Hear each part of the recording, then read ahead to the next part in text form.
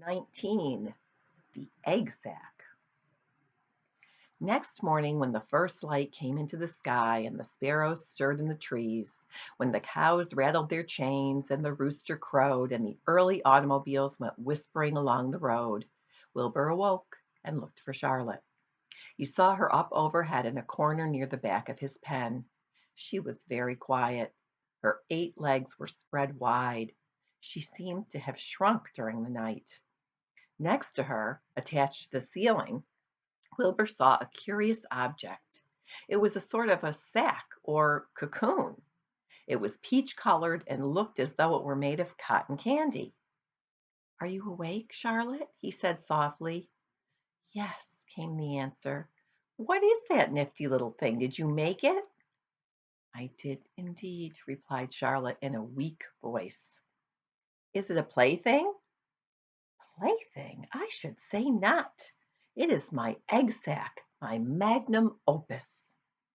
"I don't know what a magnum opus is," said Wilbur. "That's Latin," explained Charlotte. "It means great work. This egg sack is my great work, the finest thing I have ever made." "What's inside it?" asked Wilbur. "Eggs?" 514 of them," she replied. 514, said Wilbur. "You're kidding." There is Charlotte with her egg sack.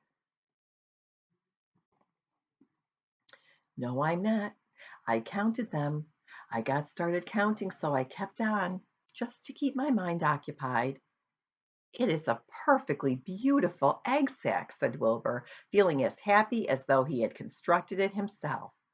"Yes, it is pretty," replied Charlotte, patting the sack with her 2 front legs. "Anyway, I can guarantee that it is strong.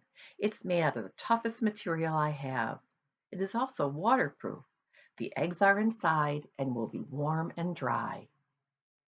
"Charlotte," said Wilbur dreamily, "are you really going to have 514 children?" "If nothing happens, yes," she said. "Of course, they won't show up till next spring." Wilbur noticed that Charlotte's voice sounded sad. "What makes you sound so downhearted? I should think you'd be terribly happy about this." "Oh, don't pay any attention to me," said Charlotte. "I just don't have much pep anymore.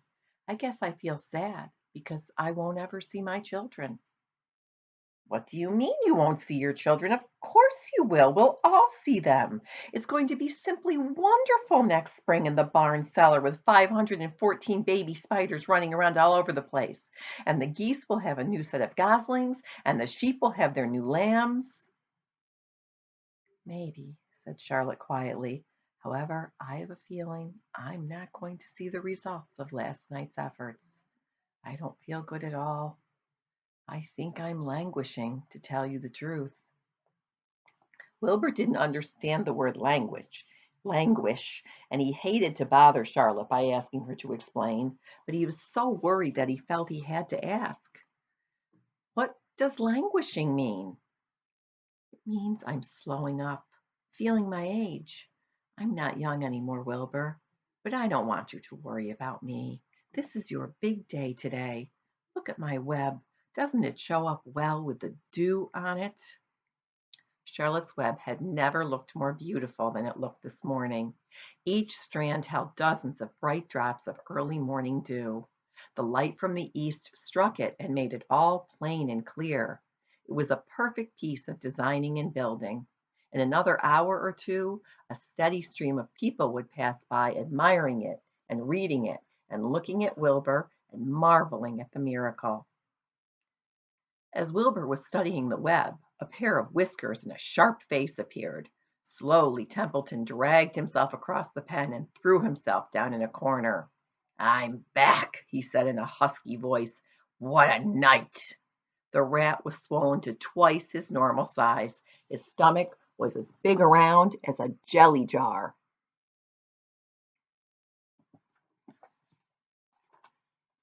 "What a night!" he repeated hoarsely. "What feasting and carousing! A real gorge! I must have eaten the remains of 30 lunches.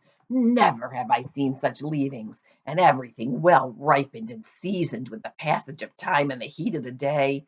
Oh, it was rich, my friends, rich. You ought to be ashamed of yourself, said Charlotte in disgust.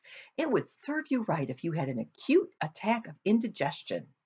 Don't worry about my stomach, snarled Templeton. It can handle anything. And by the way, I've got some bad news.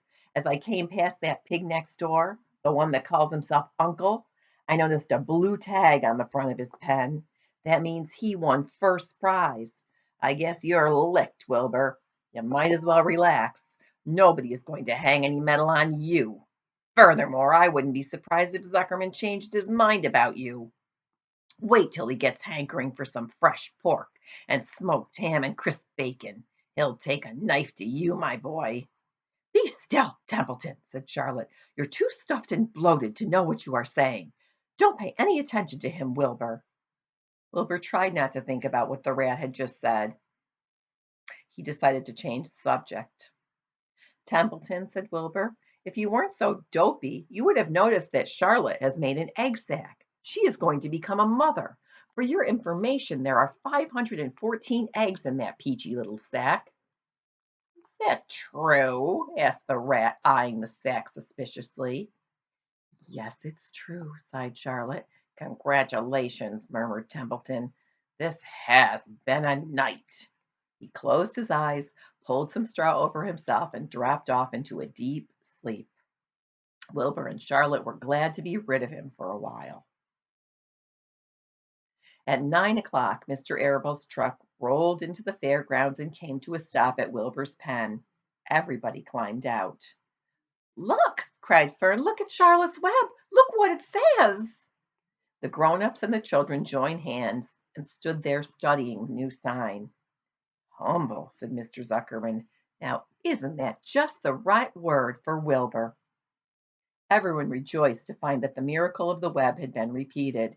Wilbur gazed up lovingly into their faces. He looked very humble and very grateful. Fern winked at Charlotte. Lurvy soon got busy. He poured a bucket of warm slops into the trough, and while Wilbur ate his breakfast, Lurvy scratched him gently with a smooth stick. Wait a minute, cried Avery. Look at this. He pointed to the blue tag on Uncle's pen. This pig has won first prize already. The Zuckermans and the Arabels stared at the tag. Mrs. Zuckerman began to cry. Nobody said a word. They just stared at the tag. Then they stared at Uncle. Then they stared at the tag again. Lurvy took out an enormous handkerchief and blew his nose very loud.